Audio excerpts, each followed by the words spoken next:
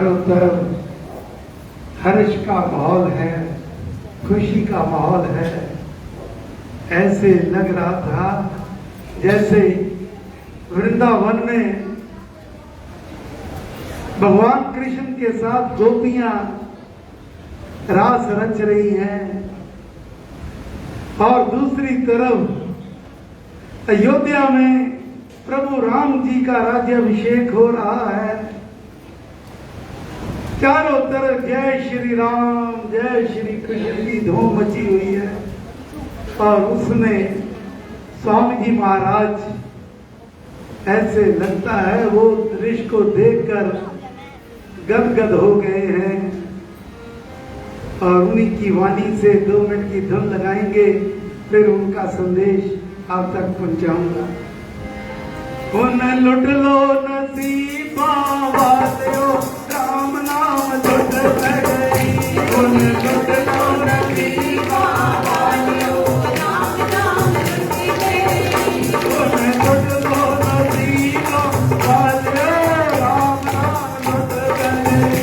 उन लुट लो नसीबा वालियो, राम नाम लुट गई। राम नाम लुट गई, राम नाम लुट गई। राम नाम लुट गई, राम नाम लुट गई। राम नाम लुट गई, राम नाम लुट गई। ओ राम नाम लुट गई, राम नाम लुट गई। लुट लुट लो नसीबा वालियो, राम नाम लुट गई। लुट लो नसीबा वालियो, राम नाम लुट गई।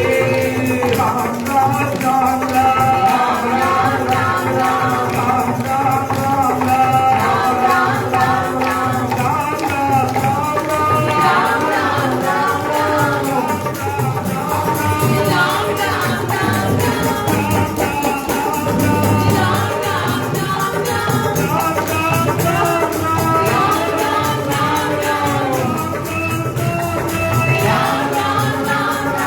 राम राम राम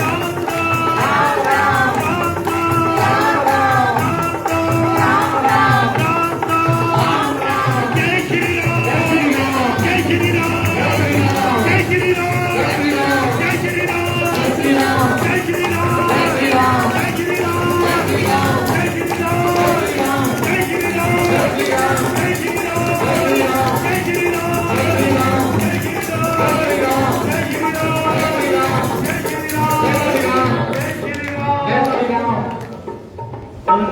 लुट लो नसीबा वालियो, राम नाम लुट गई।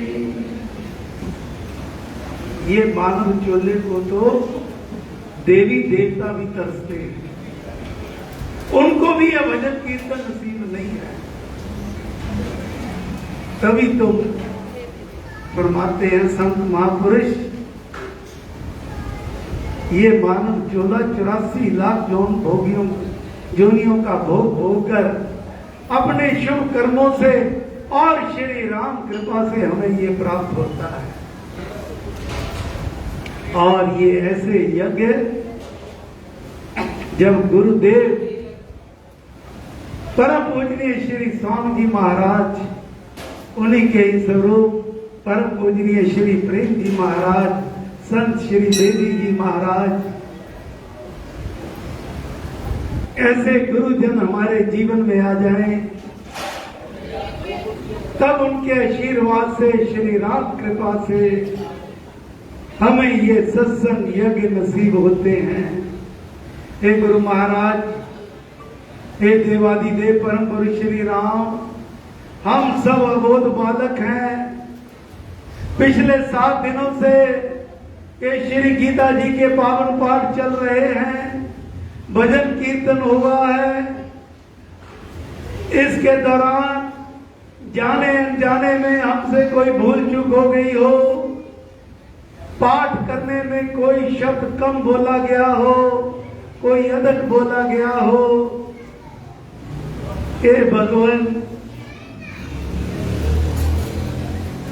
हमारे दोषों को ना देखना, हम तेरी चरण शरण में हैं, हम पर कृपा करना, मेहर करना, दया करना, हमें शुद्ध पाठ करने का बल बख्शना, सेवा सिमरन जाप का बल बख्शना।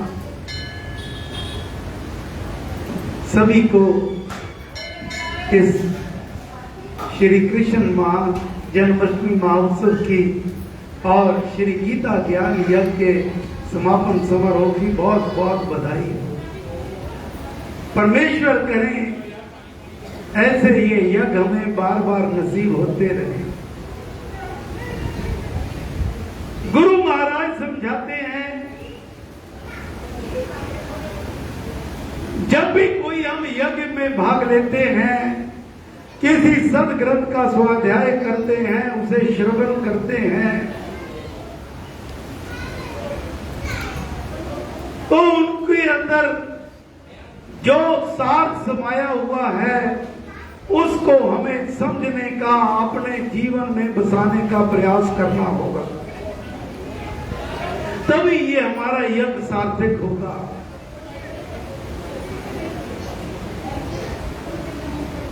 भगवान हमें समझाते हैं, नंबर 1, हमें ये मानव जन्म को पाकर अधिक से अधिक प्रभु के पतित पावन राम नाम का जाप करना चाहिए, गुणगान करना चाहिए, शुभ कर्म करने चाहिए, सत्संगों में जाना चाहिए, और जितने भी कर्म करने हैं अपने आप को केवल निमित्त मात्र ही समझना है, और जो भी कार्य करो उसको परमेश्वर के श्री चरणों में अर्पित कर दो, निष्काम भाव से कार्य करना है।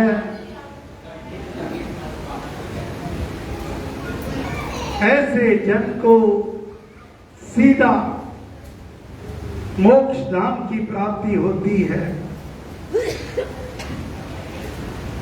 दूसरा, हमें एक परमेश्वर की भक्ति करनी है। सारी भगवत गीता में भगवान ने कहा कि अनन्य भक्ति से, अनन्य भक्ति मेरी सर्वोत्तम पूजा है। जो मेरा अनन्य भक्त है वह मुझ में है और मैं उसमें हूं। अनन्य भक्ति का अर्थ है केवल और केवल एक पर भरोसा रखना।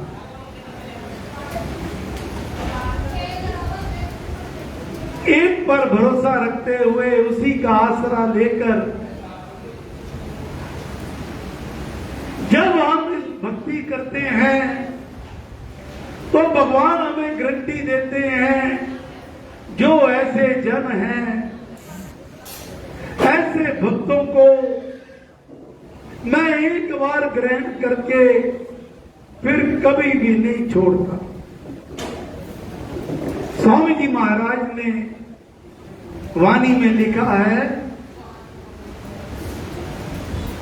कि वो तो हमारा सच्चा साथी है। जब सभी सहारे छूट जाएं, तब हमारे द्वारा जपा हुआ राम नाम भी हमारे काम आता है। युग युग का है राम सहेला, राम भक्त नहीं रहे अकेला। तीसरा, सदा समभाव में रहना है। जीवन में अनुकूल प्रतिकूल अवस्थाएं आती रहती हैं, अच्छे और बुरे लोग मिला ही करते हैं। कोई अनुकूल वस्तु मिल जाए तो अति प्रसन्न ना हो, और अगर मन के अनुकूल ना हो तो विचलित ना हो, दुखी ना हो। समभाव में रहते हुए ये जीवन को व्यतीत करना है। और जो ऐसे जन हैं, गुरु महाराज ग्रंथि देते हैं, जो जन हरि के हो रहे, हरि की करते कार, योग क्षेम उनका हरि करता आप सदा। ऐसे भक्त को क्या चाहिए, कब चाहिए, कितना चाहिए, उसका सारा प्रबंध भगवान स्वयं करते हैं और जो हमें देते हैं उसकी रक्षा भी स्वयं करते हैं।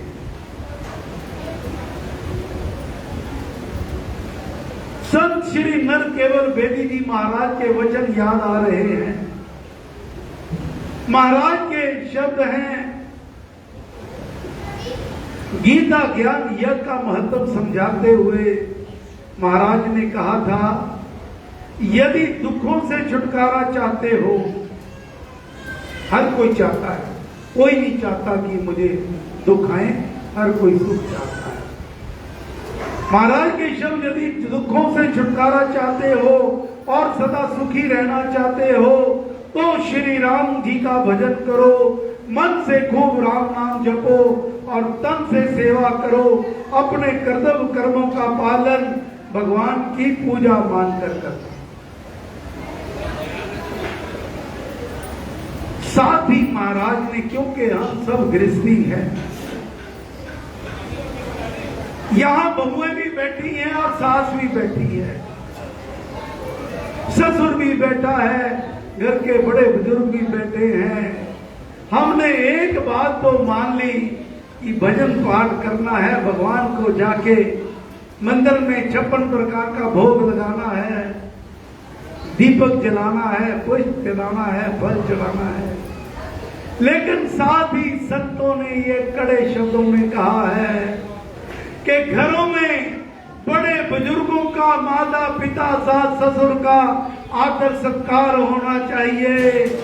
जो कोई बहू बेटी अपने बड़ों का आदर नहीं करती, वो मंदिर में जाके लाख तल खड़का ले, भगवान उसकी पूजा कभी भी नहीं स्वीकार करेंगे। और ये बात एक बार महाराज ने श्री सनातन धर्म मंदिर ने सत्संग में कही।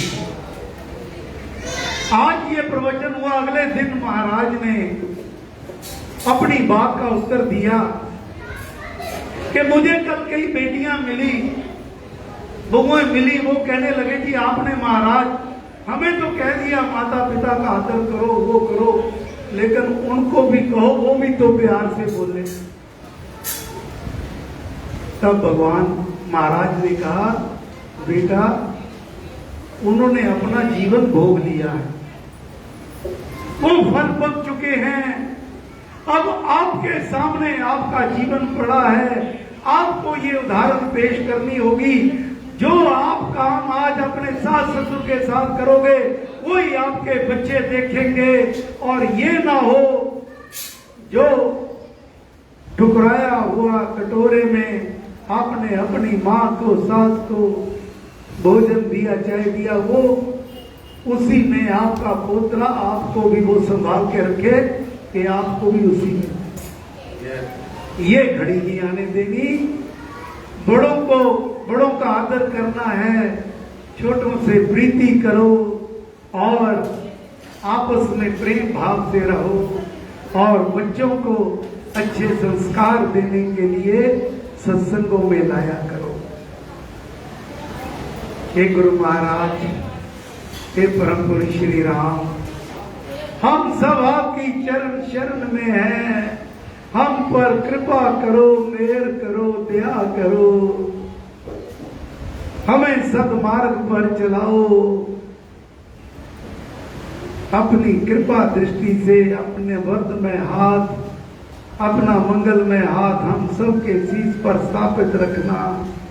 हे गुरु महाराज, हे परम पुरुष श्री राम, आपके श्री चरणों में बारंबार